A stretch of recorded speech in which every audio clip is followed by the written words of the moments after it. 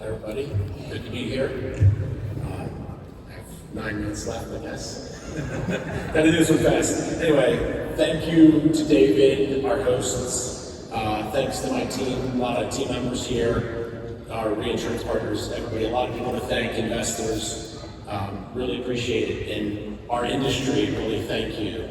It's an honor to be part of this industry, privilege, and I feel very grateful. My dad was a journalist in insurance for 30 years, so there's a warm place in my heart for insurance. A little bit of background about me that's relevant to this. I think I did study actuarial science, finance, and computer science in college, and I ran 10,000 meters on the track, which has a little bit to do with SageSure's culture today. One of the things we talk about a lot is running down the hall, so I can do a lot of running in my job.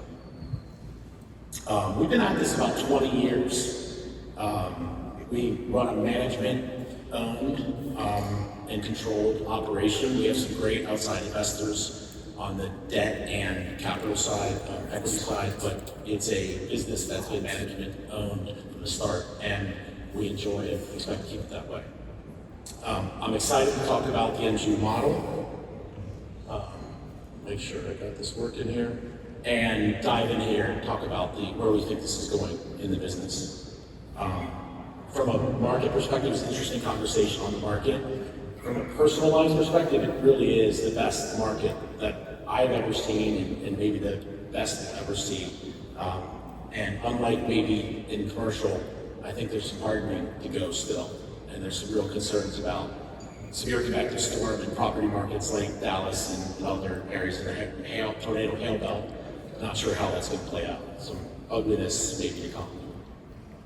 Okay, so I'm going to talk today about the economic gravity that I see in the MGU model. I believe it is inevitable that risk takers, stewards of capital, there's a comparative advantage of specializing international economics. We have comparative advantage going on in the business, and MGUs are an example of that. So I do believe they will continue to attract outsized amounts of capital and talent in the business. So what do we see?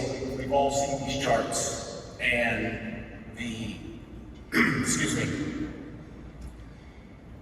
there's a lot of this business that is being talked about in the room here today.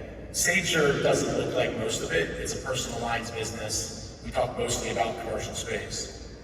The big thing we have in common in the growth of this business is solving risk problems. At the cornerstone of everything we do is that essence of solving risk problems. SageSure is focused on catastrophe-exposed property. Different parts of the business are focused on different parts of the value chain and different problems. And at the core of it, we're all focused on that specialization. That specialization leads us to creating the value that I'll talk about going forward here. Okay, so this is an important part of getting clear. I've heard MGA said, I don't know, a couple thousand times today already. We call ourselves an MGU, a managed general underwriter. The real distinction we think about, and I think that most people in the context of talking about MGAs today, we're talking about what we think of as the MGU model. We're an MGA as well, but we think at the core, us solving risk problems and our specialization is critical to our success, and we think of that first and foremost. We certainly are an MGA as well. We distribute products, and we represent the companies. At the core of all of this is we are stewards of the capital. Tony made a point about providing carrier adequate returns, and the MGU model is absolutely at the cornerstone of our mind and at the cornerstone of the business. So those that are focused on generating returns for their capital first and foremost is absolutely critical, and that theme applies. The other important point about this from our perspective is the homogeneity of the homeowners business does not allow us to just be an MGA. It doesn't work. If we're just an MGA, we're not stewards of capital. We've seen the industry lose money most years in homeowners. The model just doesn't work. we can't just distribute the product. We must underwrite and create outsized value for our carrier partners, and then in turn, we get to reap the benefits of the value. Okay, so I think this is gonna get a little bit wonky in the fast forwarding here, so I'm gonna run through this. Forgive the analogy, I don't want to overplay the analogy too much. But we've all seen distribution have its own ecosystem, have its own gravitational pull.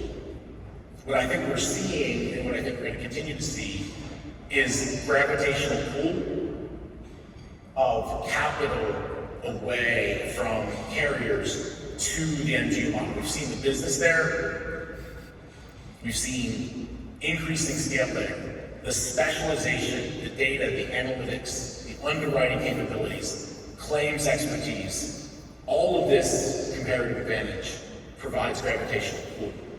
And the economics are showing that. So I'll get into the numbers, but I believe this gravitational pull, this concept, is likely to be a permanent fixture going forward. Okay, so why is this? We talked about most of this today, so I won't spend too much time on it. But we'll go through it. We know about the distribution benefits. That's been long true for decades. The underwriting benefits, we're seeing that more and more, the specialization that was talked about in a number of parts. One thing that isn't talked about as much, but I've mentioned a few times, is, and this is very important for our business, is our access to capital. Because we're an MGU, because we're not a risk business, is very, very different. So our access to capital profile, we have access to a large amount of capital from debt providers at a very reasonable cost relative to equity cost of capital. That's a very important differentiator in value. Next is talent. We've heard this over and over here today. The talent benefits of the MGU model, because of the specialization and because of the value creation, is omnipresent. I don't know that this gets talked about quite as much, but the adaptability of the model, being able to go, again, solving risk problems, is extremely beneficial. When you put all of these together, what does it add up to? What are the numbers? So these can change, these change over time, but we've seen a pretty steady state, even as interest rates have risen. The multiples on EBITDA for MGU models and MGAs are in the high teens. At the same time, today, this is as of prices a few days ago, we see, I used to be an investment banking analyst, and you do these price to tangible book charts for every presentation you go into, showing you the tethering that goes on between the price of an asset and the book value. So that tethering is there. And when you compare these two models, you say, I can unlock value, easier said than done, as we're experiencing going through the Geovera exercise, but there is real value to be unlocked. So these are the underlying numbers. Thanks to Howard and Tiger for sharing these with me. But these are the current numbers, market multiples you see in the personal line space and commercial line space. What you get multiples against your return on tangible capital. So those are the numbers that I had on the previous slide. So let's go through an example. If you have a $300 million book of business and you're, let's just say, leveraging it 2-to-1, you have to, and let's just say you can pull 4 points out. I think that's a pretty reasonable number for a margin for an MGU as a percentage of premium. You could generate $60 to almost $100 million. I think these are pretty reasonable ranges to pull out of a business where you're generating, you have a high degree of specialization, you can generate almost $100 million, 40 to 60 something percent of capital. It's a massive gravitational pull that is attracting capital and talent away. So why isn't everybody doing this all the time? It's not so straightforward that it's automatic that you can just do it. There are many things working against doing this. In some lines, capacity abounds. We focus on homeowners. I can tell you in the homeowner space, there are a lot of people knocking on my door saying, can I give you balance sheet capital so you can go write homeowners? Certainly, fronts talk about it. You've got tail risk, you've got all kinds of challenges that make that incredibly difficult. So it isn't very straightforward, it isn't easy. So the MGU model, the gravitational pull is there. That said, it's very complex. Our business in managing across risk capital, across the MGU model is very complex. In some ways, SageSure looks like a hybrid model, but SageSure is very much 100% MGU. I personally, through lots of sleepless nights and long hours, have set up an infrastructure where we control risk vehicles. We've invested capital in risk vehicles as well to make all of this happen. So from that perspective, there's a hybrid ecosystem that we're operating in, but SageSure itself is 100% MGU, and we can borrow money a lot cheaper as a result. So let's talk about each of these individual challenges. First, it's incredibly difficult to secure capacity for homeowners. Other lines of business, maybe not so hard, but getting the capacity is difficult. You can talk about a fronting model. Now you've got three parties. In an admitted line especially, very difficult. So it's the challenges of getting that done are easier said than done. Especially in certain lines like homeowners. Secondly, the execution risk. The build out is huge. I mean, SageSure has invested well over $100 million in technology platform. We spend tens of millions of dollars a year on it. It is a massive, massive investment, and you've got to get the scale. So we're lucky we're in a big total addressable market, so we can do that, but get to the other side. I often say, if I knew what I knew now, I wouldn't have ever done this. It was quite a challenge, but I'm happy to be on the other side and reaping the rewards of the investments we made. But the execution risk is very high. You can get capacity, you do all that work, you set up a deal, you have some bad catastrophe activity, you have other things go sideways, different lines of business. There's no guarantees that capacity can leave you. And lastly, all balance sheets know this, you have capital, it's there when you need it. And if you're not plentiful capital, a capital-light model has lots of valuation benefits, lots of other benefits, but you have less capital for the unexpected. So those are the challenges, the biggest challenges I see, and why not everybody can generally just race toward this as a layout. So how has SageSure done this?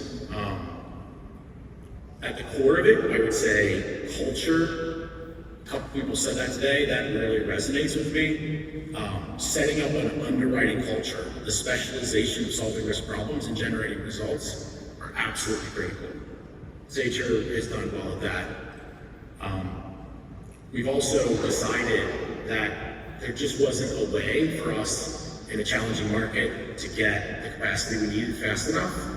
And so we began the process of establishing reciprocals. As I mentioned earlier, SageSure did those vehicles. They're affiliates. We invested the original capital. They are now separately run. There's a separate management team, some who are here today, and they are separate from SageSure, allowing SageSure to stay 100% MGU. But SageSure provided the capital. We just got a COA on a third reciprocal called Aros. I believe it was last week or the week before, and we've seen that launch in the market very soon. We've also established a captive reinsurer that takes a lot of the reinsurance that traditional reinsurers don't want to take. So that's been a critical part of the model, but for that, the amount of capital we would have had to put into these reciprocals as well as other carrier vehicles would be a lot higher. So we've set up and managed these affiliate captives as a vehicle to lay off risk that a lot of the market, but making sure that we have capital adequacy that we can do this for the long term. And lastly, the cat bonds. We've done a lot of cat bonds. There's a lot of traveling around the world, meeting with cat bond investors, and of course with traditional reinsurers. We've had to procure billions of dollars of reinsurance against this portfolio. That's been quite a grind.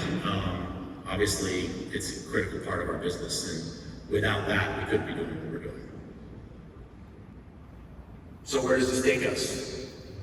I want to talk a little bit about the Geovera model that we went after.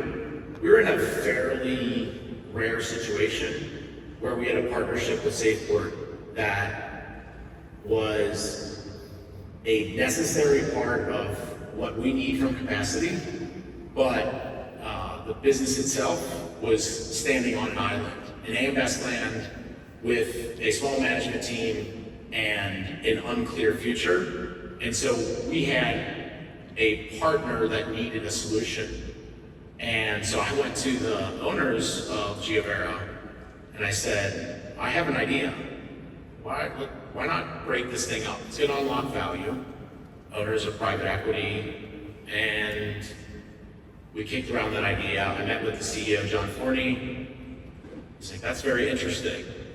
And ultimately, what we were able to do is come up with a model where we bifurcated Geovera, a very successful earthquake underwriter and other business, and a very high ROE business, and take that thing apart, put the MGA side of it into SageSure, and what you have left over is a still very high ROE insurance balance sheet that SageSure can use with some of the Geovera business, some of SageSure's existing business, alongside AmRisk is here, that they're still there, they'll still be there. There's no intention to change the business model of Geovera, but there is the intention of unlocking value into SageSure.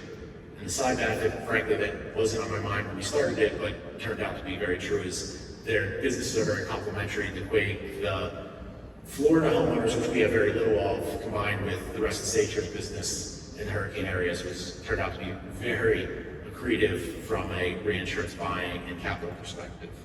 So a very exciting transaction for us, and really is a poster child. And we think about how others have done, Fidelis, K2, and we think there'll be more down the line. Maybe they won't all be bifurcations like this. It's really hard to pull off, and we have the infrastructure to do it. I wouldn't want to do one of these every year, that's for sure.